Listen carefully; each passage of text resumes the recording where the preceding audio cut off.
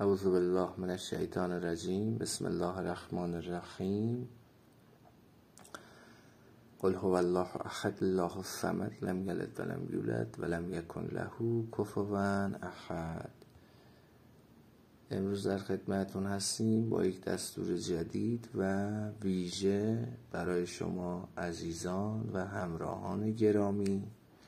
کانال ما رو حمایت کنید، سابسکرایب کنید و دکمه زنگوله بغل کانال رو حتما بزنید که از مطالب جدید و نورانی کانال انشاءالله بهره‌مند شوید و برای ما هم دعای خیر بکنید انشاءالله تعالی.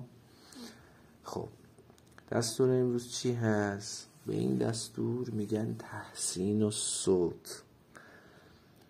تحسین الصوت کارش چیه؟ ببینین بعضی از آدما یک صدای زننده‌ای دارن، حالا خدادادی، یا بعضیا صداشون خیلی نازکه.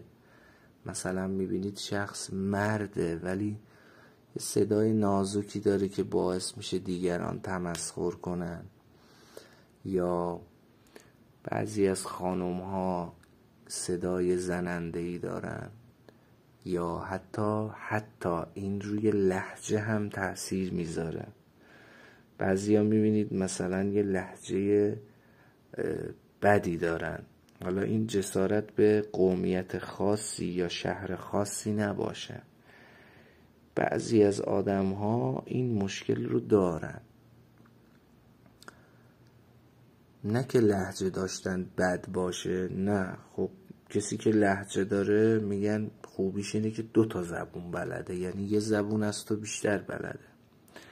اما خب این دستور یه موقع از شخص دوست داره که اون لهجه و اون مشکلی که حالا روی صداش هست یا اون نازکی، اون بدی صدا رو از بین ببره. با این دستور میشه از بین بردش. بسیار هم مجربه. بنده بارها و بارها مجرب کردم این دستور رو.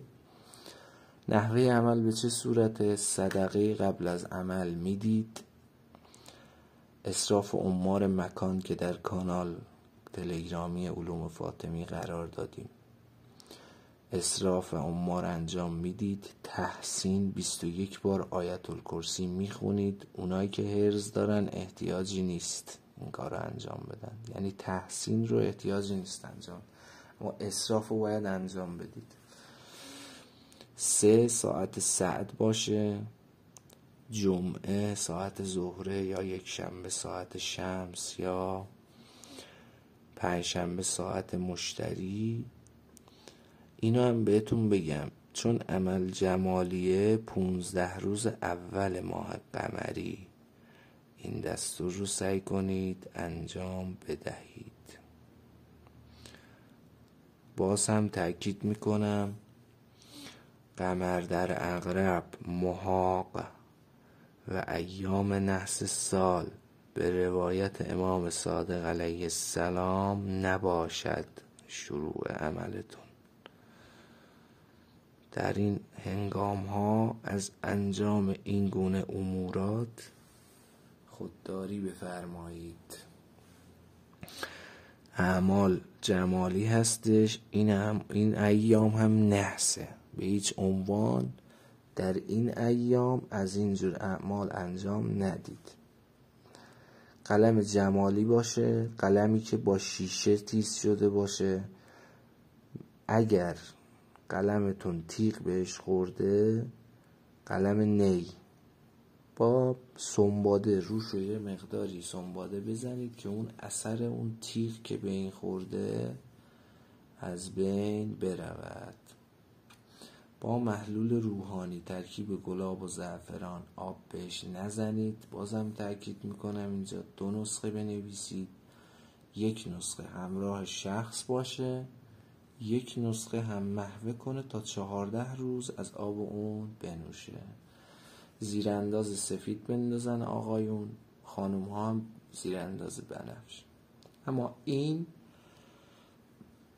واجب نیست. این یه موقع اگه نبود بعد دوباره نیاید بگید که آقا ما زیرانداز نداریم و الان چه کار کنیم نمیشه و فلان و اینها. این واجب نیست، اما بقیه این آداب باید رعایت بشود.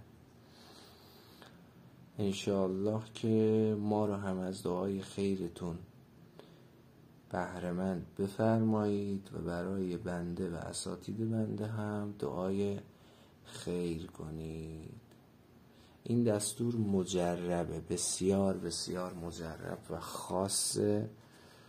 زوم میکنم که قشنگ ببینید. به همین صورت از سمت راست شروع میکنید کشیدن و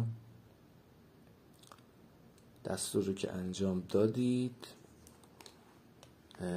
انشاءالله مثمرش ثمر واقع خواهد شد. این دستور در کتب قدیمی اومده، در کتب بسیار بسیار قدیمی اومده. دستور بسیار خاصیه که به زبون طلسمات نوشته شده. انشاءالله که در انجام این عمل موفق باشید و برای ما هم دعای خیر بفرمایید. یا علی مدد.